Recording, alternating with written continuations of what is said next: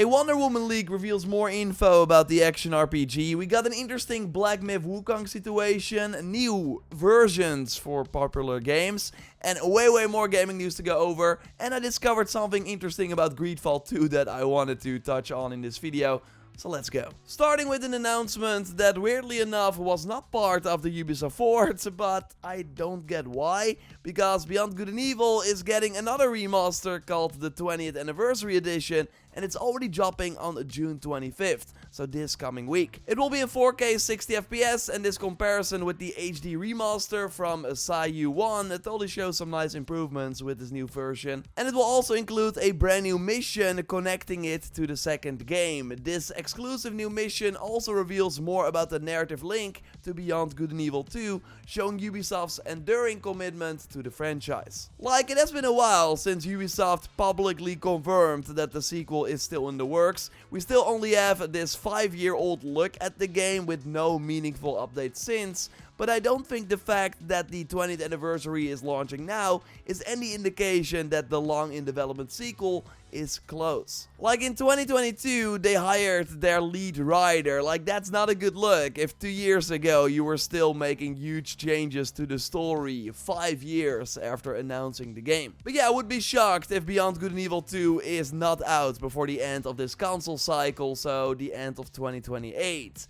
At least we got the anniversary edition to play now if you want your fix. No price announced for it yet, which is kind of strange, but we will be streaming it, so look forward to that this coming week. And there are 2 other games that are getting new versions soon. Andrew Marmo on Twitter found that Star Wars Jedi Survivor has been rated in Brazil for PlayStation 4 and Xbox One. Last year in August, EA noted that they were still in the early stages of development of this last-gen version, and I'm impressed that they are even attempting this, as even on PS5 and Xbox Series, the game had some serious issues at launch that now luckily have mostly been resolved. I will totally keep an eye out for the Digital Foundry video on this old gen version, because now that it has been rated, it's likely coming very soon. And I, by the way, played the actual new Star Wars game that is coming this year and have many thoughts on Star Wars Outlaws. Like, I'm not sold yet, but it's mostly about the sections that I got to play. Like, if you're curious about my impressions, I will leave a link to that video in the video description. Now, Palworld is also seemingly getting a new version for PS5. The global community manager namely put up a tweet saying that she wants to add more hearts to it, but not sure what color would fit, and then she continued to add a blue heart, which of course stands for PlayStation, with the other hearts being for PC and Xbox. Like, this game was huge, of course. 25 million players in 1 month, 15 million on Steam and 10 million on Xbox, with most of them through Game Pass, of course. Like, curious if it is going to be on PlayStation Plus Extra when it comes to PS5, although I still think that even without a deal like that, it will be pretty popular. Now, the hype totally died down since the launch in January, but they hope to get players back with a big new free update that is dropping on June 27th with a new island, a lot of new pals, a raid, and way more. I'll totally give the game a good shot when the PS5 version is available. I will keep you up to date here on the channel. Let me know if you are like going back to Palworld for the update, or if you will check it out on PS5 if you never did, in the comments down below. Now let's look at the Wonder Woman information and the Black Myth Wukong situation and way more. Of course, if you like these big gaming news roundup videos, leave a like. That would really help me out, so thanks for that. And subscribe, because we post one of these every Sunday. We had a big Spider-Man 2 update this week, adding some pretty cool new and returning outfits for Peter and Miles. I will leave a link to the full video in the video description for if you haven't watched it yet. But yeah, still no sign of the free DLC that did get leaked, and as I showed you many times before, was also found in the developer menu that accidentally was part of the recent update. And now we have Tony Todd, voice of Venom, wishing Yuri Lowenthal, the voice of Peter, a happy birthday, saying 2 major projects down and counting.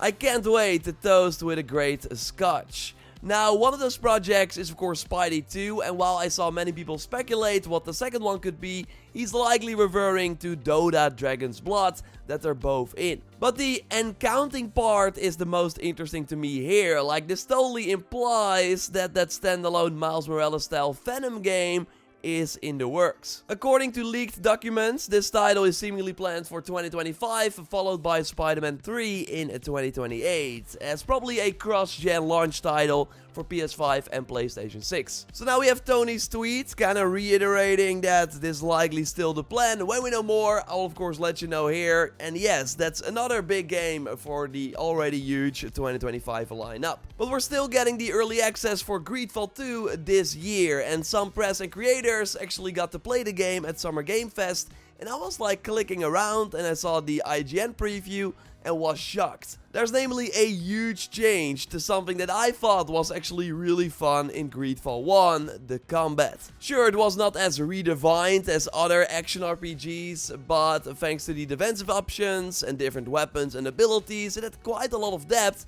and it just felt pretty good to master. Well, in Greedfall 2, that is actually a prequel by the way, they're going for a more Dragon Age Origins approach, where you control your full party, can pause the game, and then have all the time to put special abilities down. Like, your party members will be fighting in real time, but all you do is give them commands as a general. You're not actively controlling the character, and to be honest, I'm kinda baffled by this decision. Like, developer Spiders always makes a new IP, they never do sequels. So why not go for another new IP? Because, sure, it's now set in the same world as the first Greedfall, but how we interact with the game is completely different. So, it's mostly for a new audience, but they still call it Greedfall 2, so people who might be more into this style of combat instead of the more action-based combat from the first game might be like, awesome, this looks great. But I did not play the first one, so I don't know if I will get into this. I think it's weird, and the fact that they are showing it in this early access alpha state is not helping either. Like the UI, the animations. I'm not convinced right now that this was the best choice for the game, because also, as of right now, the combat from the first game from 5 years ago looks way better. While it would have been cool if they improved that action-based combat instead with the learnings from their most recent game, Steel Rising. I will still be like keeping an eye out, maybe stream it when it releases in early access. Let me know what you think about this change in the comments down below. But to be honest, for me the biggest news coming out of the Summer Game Fest show from Jeff Keighley was the fact that Black Myth Wukong will not launch on August 20th on Xbox, but only on PS5 and PC. Like, you're probably looking forward to it as well. I think this game is going to be huge. It will cross over to the mainstream probably thanks to the trailers they've been dropping for years now that have always looked impressive. You could argue that it was the first like next gen game that we kinda saw. Like last week the game was #1 in the Steam bestseller list while it's still 2 months away from launch. Again, I think this is going to be huge. Now Jess Gordon at Windows Central reached out to Microsoft to ask why the game is not launching at the same time on Xbox, and this is what they said. They can't comment on the deals made by our partners with other platform holders, implying that there's actually some sort of exclusivity deal going on with PlayStation, while developer Game Science said that they are currently optimizing the Xbox Series X and S version to meet our quality standards, implying that, just like Baldur's Gate 3 last year, they could not get the game running properly on Series S, so that's why they delayed it. So Microsoft's response is really weird, as it implies that Sony paid Game Science to delay the game on Xbox. But if PlayStation had a deal like that, I do think that the game would have been part of a state of play. Like, that's usually part of the marketing deals Sony does. So they promise these developers that their game would show up in a state of play. But I don't think there will be a state of play before Wukong releases. But yeah, we will find out soon enough. If Sony suddenly starts marketing this game as much as they did with Rise of the Ronin or Stellar Blade, then we know that there's more going on. Let me know if you believe it, of course, in the comments down below. And subscribe for way more on Black Myth Wukong if you haven't already. We are working on a big video.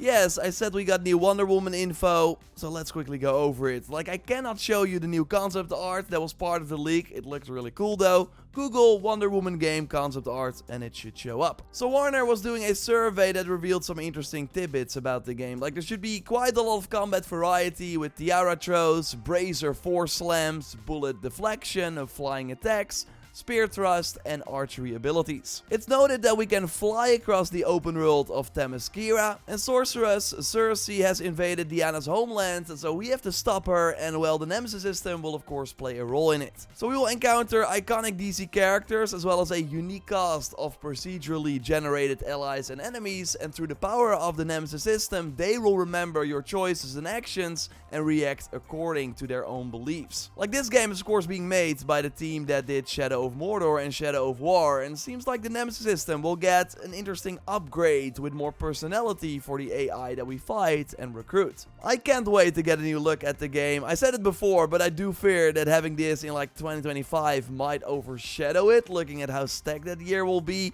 2024 would still be perfect, but that doesn't feel realistic anymore with how absent the game has been from like Summer Game Fest and stuff.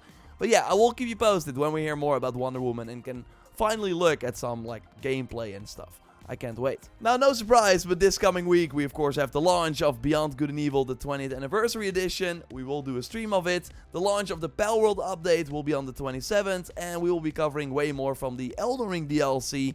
Hope you're surviving the Shadowlands if you're playing, and expect of course other videos with a news roundup at the end of the week like this as well. So subscribe to not miss it, a like would be awesome. And I played Lego Horizon and Astro Bot. If you have not watched last week's Sunday video, check it out with impressions of that and of course other gaming news. I will speak to you soon. Goodbye.